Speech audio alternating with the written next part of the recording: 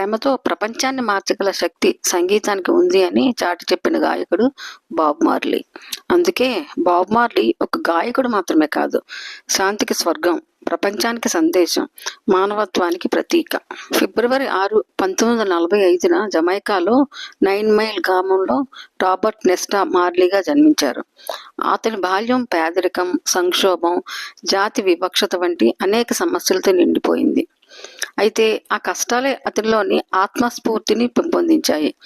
గిటార్పై అతనికి చిన్నప్పటి నుంచి ఆసక్తి ఉండేది. ఈ ఆసక్తే అతన్ని ప్రపంచానికి ప్రభావితం చేసిన స్వరంగా మారింది. యవ్వనంలోనే మార్లీ ద వేలర్స్ అనే బ్రాండ్ను ఏర్పాటు చేశారు. పీటర్ టోష్, బన్నీ వేలర్ వంటి ప్రభావవంతులైన సంగీతకారులతో కలిసి చేసిన ప్రయాణమే రెగ్గే సంగీత ఉద్యమానికి పునాది వేసింది. Catch a fire, burn in, natty డెడ్, రాస్తామాన్ వైబ్రేషన్ వంటి ఆల్బములు అతన్ని ప్రపంచానికి పరిచయం చేశాయి.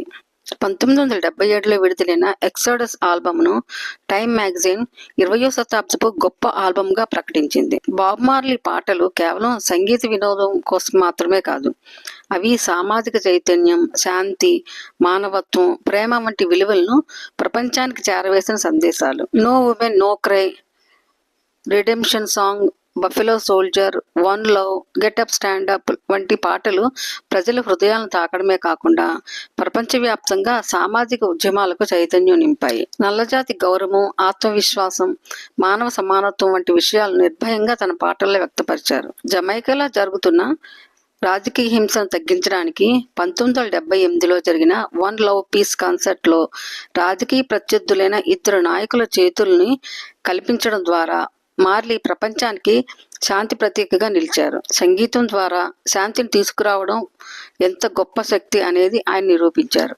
1981లో క్యాన్సర్ కారణంగా బాబ్ మార్లీ కేవలం 36 ఏళ్ల వయసులో మరణించినప్పటికీ ఆయన వారసత్వం మరణించలేదు. ఆయన సంగీతం నేటికి ప్రపంచంలోని ప్రతి మూలలో వినిపిస్తూ కోట్లాది మంది యువతకు ప్రేరణనిస్తుంది. రెగ్గీ అంటే బాబ్ మార్లీ, బాబ్ మార్లీ అంటే రెగ్గీ అనే స్థాయికి ఆయన చేరుకున్నారు. ప్రపంచానికి ప్రేమ, శాంతి, సమానత్వం అనే సందేశాలను అందించిన మహనీయుడిగా ఆయన స్మరణీయుడు. ఇలాంటి మరిన్ని వీడియోల కోసం ఛానల్ సబ్స్క్రైబ్ చేసుకోండి. Thank you.